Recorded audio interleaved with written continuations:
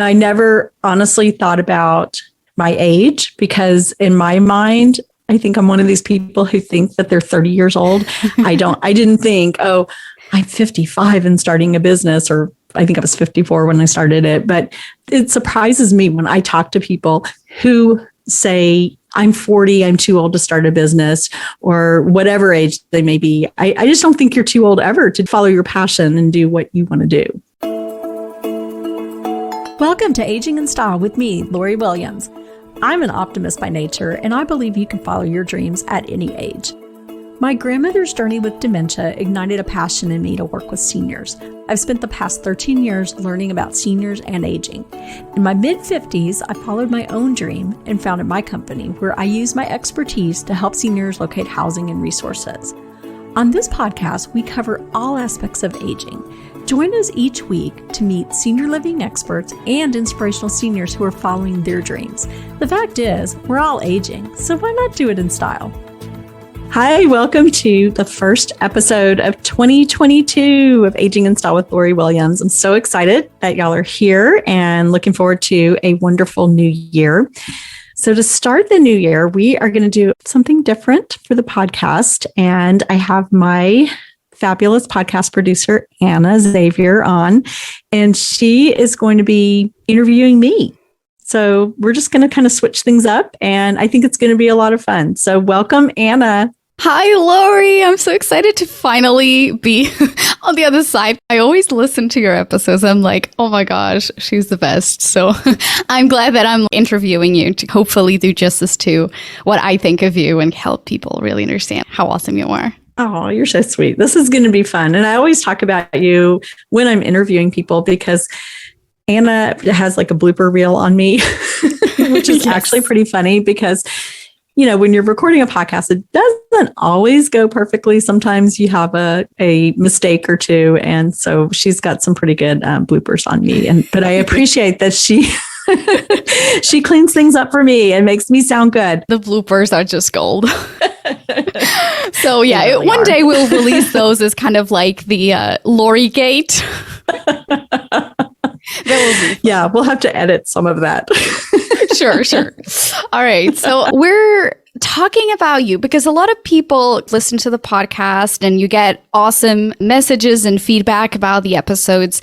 And I think that listeners who are either in the 55 plus or are kind of considering like, what do I want to do on my second best part of my life? And I think that you are really someone who is inspirational within the community and you just are so effortless about it. You're just like always having so much fun. Anyone who follows you on social media is low-key jealous of your life, I would say.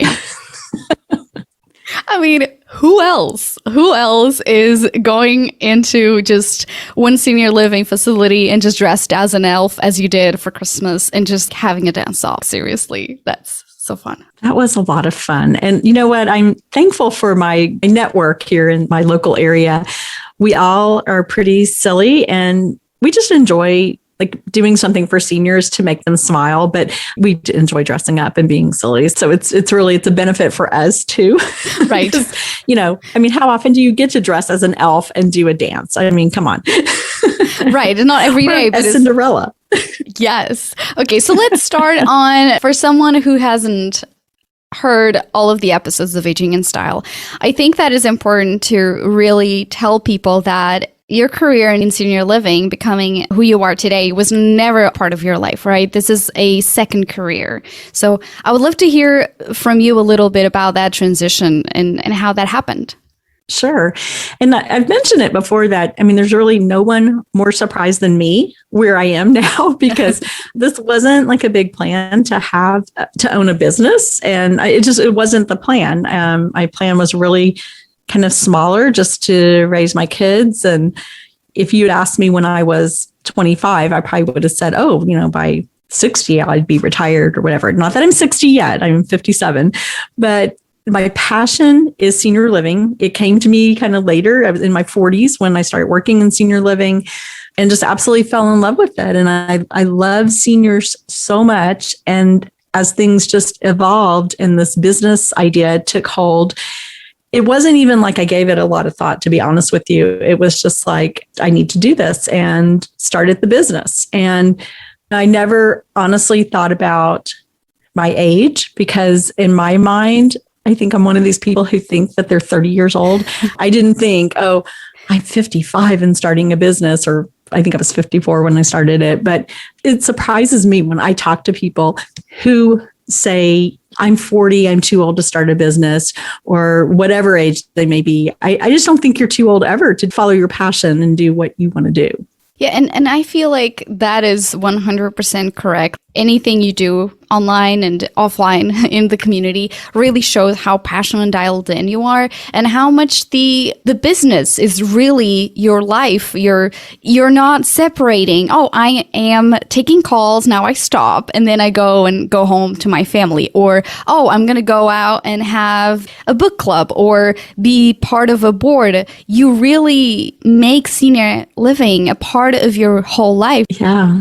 I think when you own a business and you're passionate about it and you're doing, what you love to do, there really is no distinction between your personal life and your business. It's a lifestyle. And I would say it is, people call me or text me even, 9, 10 o'clock at night, and I will respond most of the time. Now, I will say my family sometimes are like, we need to have some boundaries here, but, but, I just feel like if someone is calling me, it's not like they're calling because they need to order a widget or whatever. They're calling because they're in a crisis mode. A lot of times my dad is in the emergency room. We don't know what we're going to do. They have these questions and they're in a panic, and they've been given my number, as someone who can be a resource and help them. So I feel like I have to take the call and talk to them and make sure that they're okay, or text them or whatever it may be. But it also, it's such a passion of mine that for fun, I love going to the senior communities. Like we did over Christmas, we decorated a Christmas tree in a contest, and just to bring some light and joy to the seniors. And they give me so much. For example, we were decorating this tree, and I'm super about bling. And so it's this blingy, shiny tree with all my branding colors, with the blues and everything. And there was one lady in the assisted living, and she was just watching us, and she had a little bit of dementia. And so as we're getting it all done, and it's a very different tree. And so I said to her, I'm like, what do you think? And she's like, I think it's really weird. But it was so funny. And so I'm like, so do you like it? No, I don't like it. But it was just hysterical. But, the other seniors did like it. But those are just the kind of things. You never know what someone is going to say. And of course, if they have dementia, who knows? But I think it's just still finding joy with it. And I love what I do. And it really shows. Facebook is in a way where you live, and I know all of these stories through Facebook because you're great at documenting things. And so I'm like, oh my God, what is Lori up to today? And some of the stories that I hear you share are just incredible. For someone who doesn't live in Texas, you probably heard about the freeze in February 2021. You had some incredible stories of just community support and just really showcasing how important it is be an individual contributor within your community. You were able to secure a lot of life-saving materials for seniors, right? Would you mind sharing the story of how Mark, your husband Mark, got into the car to do something incredible? Absolutely. And, it was a crazy time to have the great freeze or snowpocalypse, or they have all these names for it now. But thankfully, we were incredibly blessed that our neighborhood is close to the police station. So apparently we were on the right grid, and we never lost power. And I feel guilty saying that, but we never lost power. And so because of that, though, I was still staying hooked in on Facebook because, everything was still charged. We had Wi-Fi still. And so I was seeing people put out requests for things. And I saw a lady put on like a Facebook group that her mom was in a senior apartment and running out of oxygen. And she was able to secure, someone had an oxygen tank, But she herself was, I think, probably in her 70s. And she said, I'm scared. I can't drive to go pick up this oxygen tank and then bring it to my mom. And the mom was like, I think on the third floor, the elevators weren't working. So I tell my husband, and my whole family lives senior living with me, to be honest. Right. They've all worked in senior living. They are passionate about seniors as well. My husband gets involved in, pretty much all my shenanigans dressing. He was dressed as Santa, by the way, when I was an elf. So I told him, I'm like, Mark, this lady, her mom is about to run out of oxygen and they can't find anyone to help. And so he's like, I'll go. He's the type of person, he will drive in any kind of weather.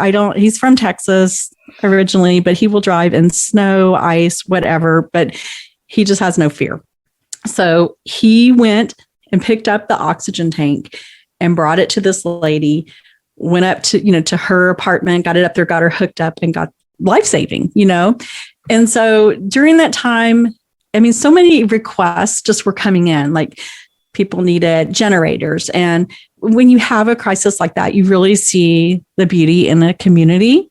And so to me, it was like everyone just jumped in. So someone would say, I can get a generator or I can get blankets. And, people just started contacting us because I was just putting stuff on Facebook on this group. Like, we're here, we have power, we're here to help. And, we'll drive and get whatever needs to be gotten. And to me, it's the community just jumped in.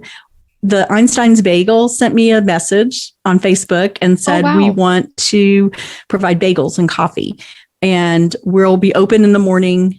If you can get there, come. And so I actually went with my husband. He was driving, not me. And it was terrifying. You closed your eyes the whole trip. I did. I videoed a little bit of it and put it on Facebook because it was just like solid ice, on the road. I did go in and help him get the stuff, but I was so afraid that I'm the type who would definitely like slip in the ice and, fall down. But thankfully I did. I was like doing little baby steps, trying not to fall. But they provided, all these bagels and coffee, and then we brought it to the community, and it was, they hadn't had hot coffee in days. So it was just so beautiful how everyone just came in. The ACE Supply Hardware, they gave gloves and those little sticks that you just crack open to warm your hands. They just did all these wonderful things for our seniors who had no power. And so that's kind of like the things that I love about my business, that I have put the business out there and that it is a lifestyle for me and for my whole family. And that when something happens, a crisis like that people do contact me, and I do have ways to find resources, if that makes sense. But that's something because we are living this to help our seniors. Yeah, I think that's just such a big difference from just any other professionals doing senior placement, right? Like, you really know these people. You eat there with the seniors and kind of hang out. Like, it's such a different approach to then just, okay, like, you need this, then here it is, the number of a place. That's really, really different. So in terms of really how you run your business and how you're dialed in the community, I think that a lot of people may forget that when you're a business owner, you have so many more opportunities from being part of a community instead of just stepping back and be like, well, I'm a business owner, life is hard, I'm doing this for myself. A lot of episodes on the podcast, they really came through because you were part already of many organizations in Flower Mound, and you just wanted to share that information with more people. Yeah, I think, with my business, obviously it's placement. So we make money when we place someone, they move to a senior community, which that's great. We're a business. We have to make money so that we can do other things. But there's also so much more to the business where we don't make any money, but it's being a resource to the community and, being dialed into this community and networking. I realize most seniors want to stay home. Totally get that. I am going to be the same way. I want to stay home as long as I can, but you have to know what resources there are available to keep you safe and to know when the time comes that you do need to make a move to a senior community. And I feel like with a lot of the episodes that I've done on the podcast, I'm able to share that information and really just kind of take what is confusing and a lot of terminology that people get very confused about like home care versus home health. I mean, why does it have to sound so similar? And it's very confusing to people, or Medicare versus Medicaid. I mean, it's almost like it's designed to confuse people. So just being able to be that resource in the community, and not just Flower Mound, but Dallas, Fort Worth, and even beyond. I mean, a lot of the podcasts that I've done really translate to the entire country, because a lot of these different topics are, especially like a home care, home health, that's everywhere in the US. To me, to be able to explain it better to people, I feel like it gives them value. Right. And you're empowering them also to be more prepared when the time comes. Just overall, you're helping the community be prepared. You don't need to do everything now, but just be aware of the options that are out there. It's just so less stressful, I would say. Like, to me, I'm not American, but I do have learned so much from working with you and listening to the episodes. I'm from Portugal. I actually did share a lot of information with my family back in Portugal about Alzheimer's disease and a ton of things that most people don't know. I can totally see where these podcasts is not just like helping people locally, but really helping educate people in the global scale, which is awesome. Yeah. And that is the goal. I mean, and when I started the podcast, I thought about it locally, but I think I always had more of like a global thought with it, that I wanted to share more information and get it out to people everywhere. And it's, like I was telling you yesterday, I had a call from two ladies in San Francisco who have been listening to the podcast and loved it, which is just it's so cool to me when I get a call from someone from outside my group and they're listening and they're getting value and they're telling me they're obsessed with it. That was their word, but it just made me have a huge smile. And of course I immediately texted Anna to say, yes. Oh my gosh, people in San Francisco are listening. I just want the information to get out there to help people. And the podcast is sort of like two-part, as we've talked. Like, one is all about educating the seniors, their family members, what options are available, educating them on that. But then the other part is I want to inspire people of all ages to realize that no matter if you're, 80 years old, whatever age you are, you can still follow your passion.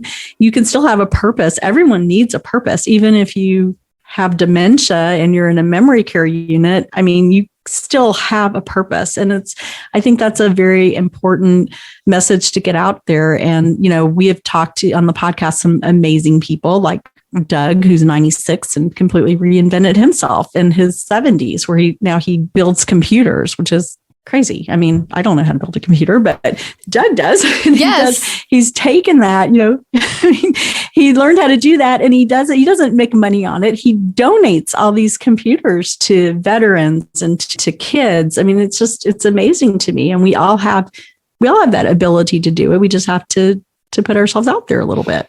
Yeah. And if you don't know what the possibilities are, you may feel like I'm kind of at this stage where there isn't that much for me to do, or I don't know what my place could be. And with a podcast, you really inspire people to just think a little bit outside the box themselves and be like, okay, are there people doing really other things and what that could look like for me? And so that one episode will have all of the things that we're mentioning in this episode will be in the show notes. So for anyone wanting to listen to Doug, which is a really great episode, I was raving listening to that. And I know that anyone who's listening is like, oh my God, like, what am I doing with my life? This is what it's at. The gentleman is in his 90s and still volunteering. Yeah. Didn't he say something like either you volunteer or die or something like that? Yeah. Oh, I love him because he's so direct, and he's a World War II veteran too. I mean, and how cool is that to talk to a World War II veteran? I mean, that's the other thing. I'm so thankful for the people that I get to meet. And, and this is not lost on my daughter either, which I think is so amazing, because in high school, she worked in a senior community, and she would say, oh my gosh, Mom, I'm 17 at the time and I'm talking to a World War II veteran. I mean, that's amazing. That's history. And she would ask them some good questions and stuff too. So Doug is one great example of someone with just tons of amazing stories and how you can continue to volunteer. And one of the things that he says all the time is, when you retire, you can go home and sit in front of the TV. But if you do that, you're going to die. So his little motto is volunteer or die, which sounds a little harsh. But I mean, when he says it, it makes you want to get up and volunteer. I mean, don't sit in front of your TV and do nothing with your life just because you're retired now. I mean, I think he is such an inspiration. That always has stuck with me that he says that. I've heard him say that to many people as well. Another episode, the Meals on Wheels one, they talked about a lady who volunteered. I believe her husband passed away and she became a volunteer delivering meals because it brought so much to her life. And I want to say she was in her 70s. Then they also talked about a couple that I believe that delivered meals up into their 90s.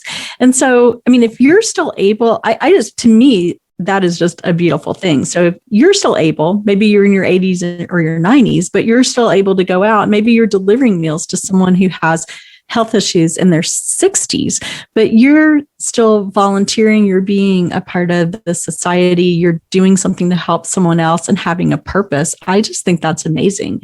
I just wonder if some people just don't think about that. They think, oh, I'm 85, there's nothing I can do, but there's so many opportunities out there for volunteering, or I mean, if you want to start a business too. There's just so much. You don't need to be limited by age. All right. So I think that's a perfect segue for us to talk a little bit about something that I'm going to surprise Lori right now because we didn't talk about this. But what are the kind of like the three things that you want people to try in 2022? The three things I want them to try. Okay. 1, find a way to volunteer. Volunteer doing something, whether it's in your child's school, whether it's at church, whether it's Meals on Wheels, just do something.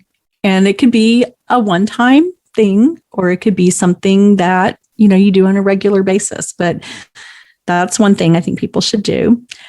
Second, and I speak for myself here, exercise more and get moving because it's so important. And every day when I talk to seniors, those who don't move on a regular basis, it's the whole use it or lose it. I want to be able to be healthy and able to move and be active as I get older. And the risk of falls begin at, I believe it's age 65, they start increasing. And, we can prevent that by building a stronger core and by exercising and having a healthier body, whether that's walking more, whether it's doing weights or doing Tai Chi or yoga, but do something, get yourself moving. Whether you do it at home, you can exercise at home.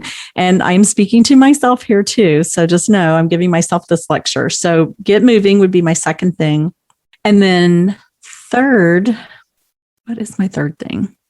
Okay, the third thing I think is very important. And again, this is because of, every day speaking with seniors, no matter where you are in your life, whether you're, in your 20s, your 30s, 40s, 50s, 60s, I think financially getting yourself in good shape because calls come in every day where someone has maybe $600 a month, or they are 85 years old and still have a mortgage on their house. And, these are the kind of things that are very concerning because there's not a lot we can do to help people if they don't have resources. And I mean, I get it. If you're already 80, it's kind of hard to start saving right now.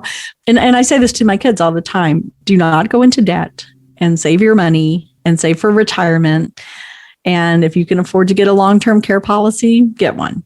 So that's kind of what I think in this year, in the 2022, let's work on volunteering, work on exercise and health, and our financial health as well. I love that. I thought for a second that you were going to say find something that you're passionate about, but I think that getting your finance in line, it sounds way better, to be honest. Yeah, well, and I mean, I do think, volunteering, I think you could add finding a passion or purpose through that. It could be something different from everyone. I have neighbors who are really involved in, dog rescue, and they're super passionate about that. I have, other people who do things for kids. There's so many different things you can do out there, so many opportunities to volunteer. And I personally feel like when you're giving back to others, it just makes you feel better. I mean, it just does. All right. So Lori, we're pretty much at the end of this interview. About something else. People were like, why doesn't Lori have an episode up in the beginning of the year? Well, that's because we had to delay this episode because you caught something, didn't you? I did. I had COVID. Ugh. Yeah. So kind of delayed things. We had lots of great plans and this episode planned, but I could not record it because I was pretty much coughing nonstop. And yeah. So unfortunately, like most of the country right now, my whole family got COVID, which was, not good. We are all vaccinated and, still got it. I'm still glad that we're vaccinated, not to open a can of worms there, but I feel like it helped us from getting worse. So it was more like a bad cold, kind of flu-like symptoms. So I'm thankful that we've all recovered. I mean, it's held on for a while. So still a little bit, not the same energy I normally have and a little bit of brain fog, which has gotten better. Oh my gosh. But, I'm thankful that we're all well now and, praying for everyone else out there and praying that hopefully we will be at the end of this whole COVID thing soon, because I think we're all pretty burned out and tired of it, right? Yes. Oh my gosh. Yeah. So, okay. So to finish this episode, what do you have upcoming this year that you want to share with people listening right now? So, well, I always have big plans. I'm not going to give too much of it away. I am super excited that this week I will be making my vision board, which also got delayed because of stupid COVID. But if you don't make a vision board, by the way, I think everyone needs to make a vision board. And it's very simple. You just, for your year, what you want to accomplish and what your goals are. And you just cut out pictures from a magazine. You can make it very easy. It doesn't have to be super pretty or anything, but I'll be making mine this week. And mine is going to be pretty because it has to sparkle because that is who I am. But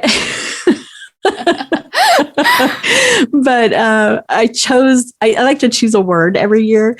And my word for this year, for 2022, is growth. And it's growth in so many ways, growth in my business, growth in myself personally, growth spiritually, just growth all around.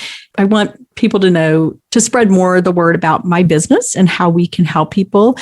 My team is growing. So there's growth again. I have 4 people on the team now that help me, which is wonderful because, when you start putting out a lot of content and getting a lot of people knowing your name, you start getting a lot of calls and it's hard to talk to everyone. So I have a great team in place, but we're looking at more growth with the team for 2022 and growth with the podcast, with the broader reach. We want to reach, throughout the country and more topics and just overall growth. I love it.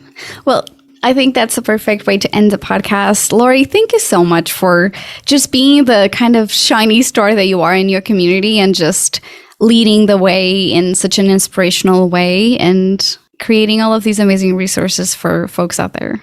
Oh, thank you, Anna. And thank you for all your help. And Anna gives me the push that I need to really go outside my comfort zone, to do this podcast and to sometimes tackle topics because sometimes when you're too close to a subject, you don't see it. But Anna will say, what about we talk about this? And I'm like, that's a great idea. I didn't even think about it. So I appreciate all that you do to help me and make this podcast what it is and make me sound good and take all the bloopers out.